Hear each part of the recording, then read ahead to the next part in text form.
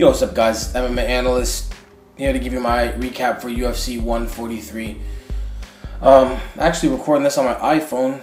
I think my mic is dead or something. I don't know what's going on. So there you go. Apologize for the horrible. I don't know how bad it'll be. I know the sound won't be as dope. But anyways, let's get right down to it. Actually, this morning somebody said to me, I don't think Nick Diaz is going to be fighting for much longer. I said, what's wrong with you, man? Obviously, you're new. You must be, because Nick Diaz isn't going anywhere. It's like he really doesn't like fighting. I'm like, he never has. He's always been the same guy, blase. Anyways, not even 24 hours later, Nick Diaz says he's retiring. You know what? The thing about it is Nick Diaz was lucky enough to fight somewhere where people didn't mind fighting. And that's pretty much, outside the UFC. I mean, to be completely honest.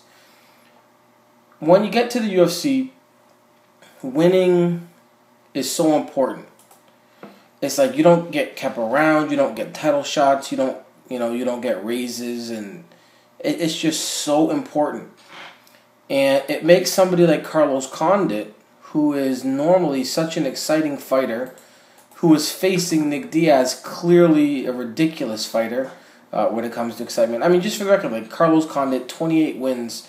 Before this fight, 27 wins, 13 by knockout, 13 by submission. So he has had one fight, a win by decision, in all of his 27 wins prior to this fight.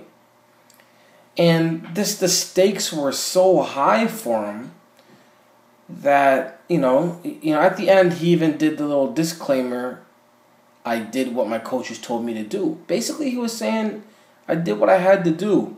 I did what was necessary to win. And what was that? Run, back up, throw some strikes and run.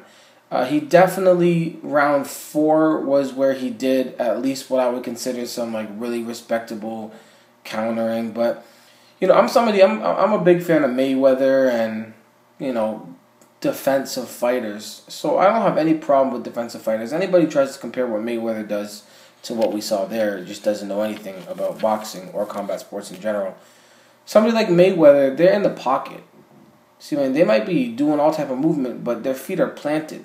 They're bouncing, stop, in, up and down, all that stuff.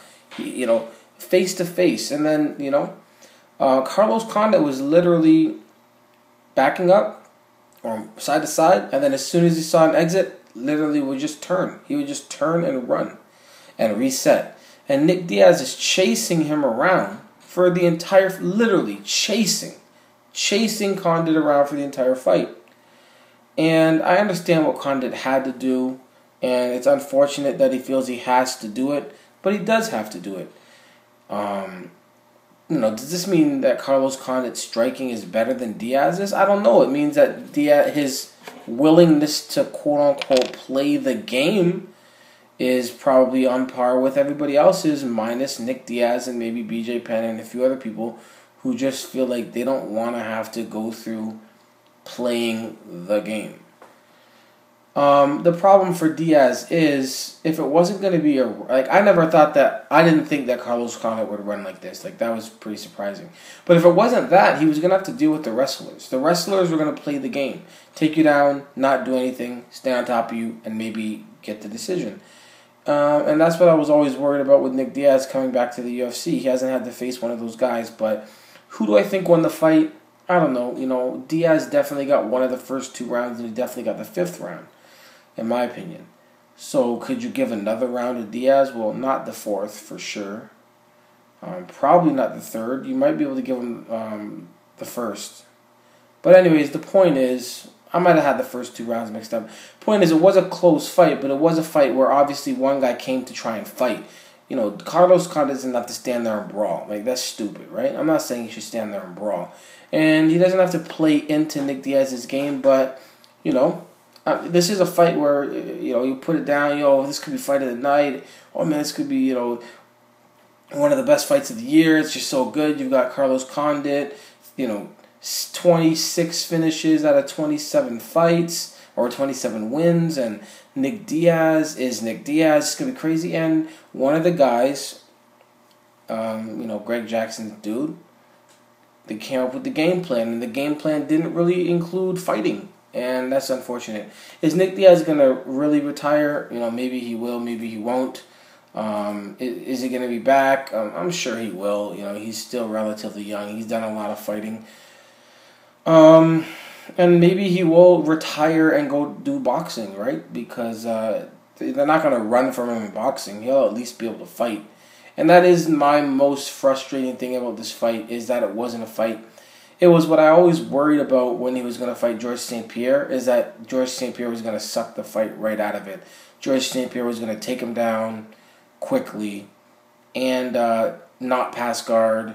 The referee's never going to stand up George St-Pierre, just like the referee would never break up Randy Couture against the cage. Like, those guys can do whatever they want, and he'd just throw, body, elbows to the head, little infighting, and that was it, really. And I figured that's what would happen, and I would be watching 25 minutes of Diaz just being stifled by wrestling and non-fighting.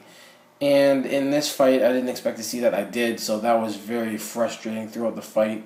I realized, this isn't just part of the game plan. This is the game plan.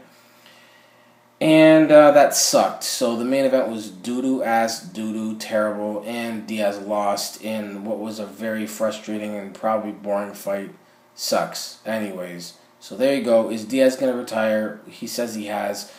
I'm actually trying to see this post-fight interview thing, but we'll see what happens with that. Anyway, so there you go. Nick Diaz, my second favorite fighter to Anderson Silva. Hopefully he's not done, but we'll see what happens when he goes back and talks with his camp. But yeah, man, the game that he doesn't want to play is a game that that I think most people aren't a fan of. If you're gonna be a wrestler, then go out there and wrestle. Try and finish the fight. Try and advance positions. If you're gonna be a striker, a counter striker, whatever that is, then do what you gotta do. But I mean, I don't know. There's gonna be people that disagree with me. It doesn't matter. It is what it is.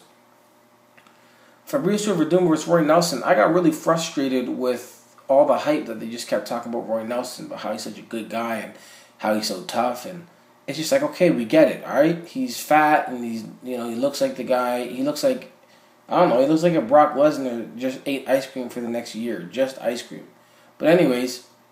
Stop talking about how tough he is. I mean, obviously he was taking a beating, but that's what he does. He takes beatings. It's time for him to stop taking beatings and actually win some fights. I mean, Frank Mir beat the hell out of him. Junior Dos Santos beat the hell out of him. Fabricio Werdum beat the hell out of him. It was only win since Stefan Struve and Brendan Schaub was over Mirko Krokop, the 2011 version. So, I mean, I'm tired of hearing about how tough he is. I want him to evolve as a fighter. I don't care if he gets skinny or not. Just stop with all the hype, all right? He's going out there and he's getting beat up. That's it. That's all he's doing. He's not evolving in any way. He's not showing anything on the ground. He's just going out there and getting beat up. Fabricio Werdum, wow. I was worried about, the Roy Nelson overhand right. By the way, I went 8-2 on the card. Anyways.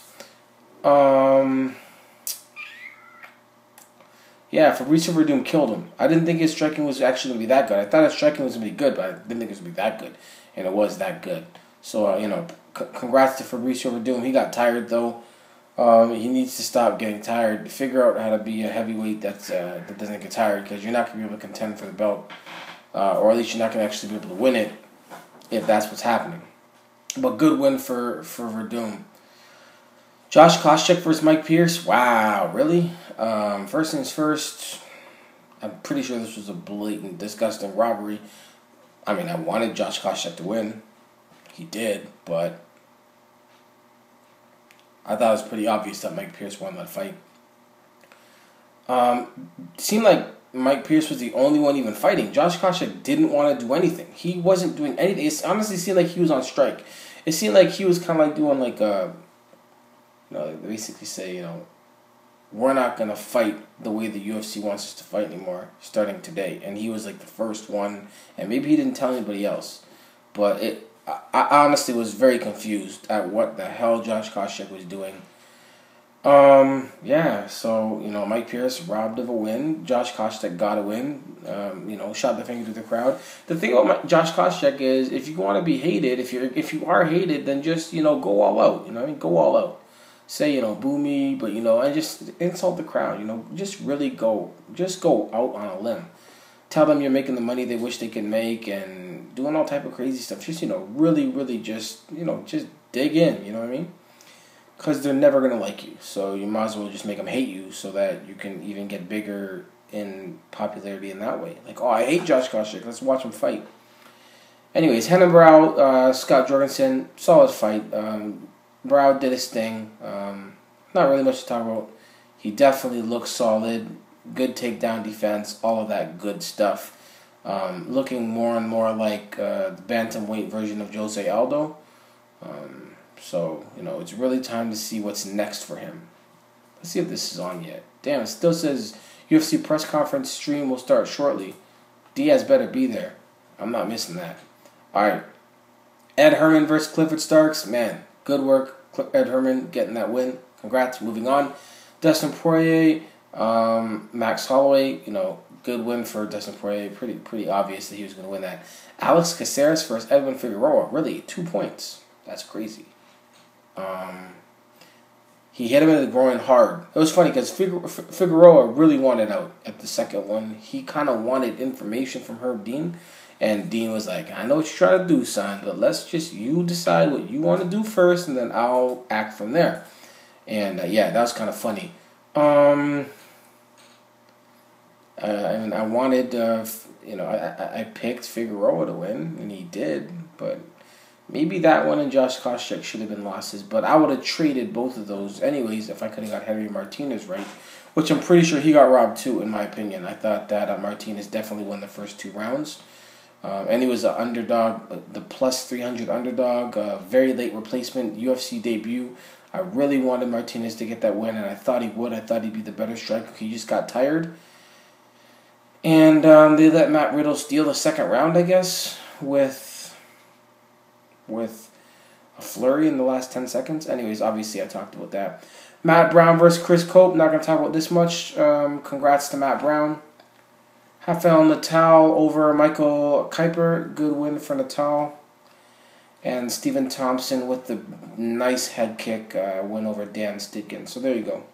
UFC 143 is over. Damn, kind of disappointed overall. Yeah. And my mic's messed up, so I'm not trying to spend money on a new mic. Frick. So what I'm going to do now is I'm going to take this video from my iPhone, plug it into my computer, and then edit it so that at least you have like the intro and the outro and all that stuff. Anyway, so there you go. MMA, it's important. Come back, Diaz, come back. Actually, you know what, Diaz? Just stay gone, because you're just going to get more frustrated, and so am I. Because it's just going to lay on you whenever you battle these wrestlers, and whenever you fight these wrestlers, it's just going to lay on you. Whenever you fight the stand-up guys, are going to run from you. This ain't Strikeforce. These guys just do anything to win. But, I mean, they have to, though. It's the name of the game. That game is MMA. And it's still important. Peace.